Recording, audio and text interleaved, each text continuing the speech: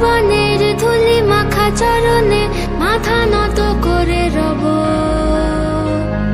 বসন্ত এসে গেছে, বসন্ত এসে গেছে।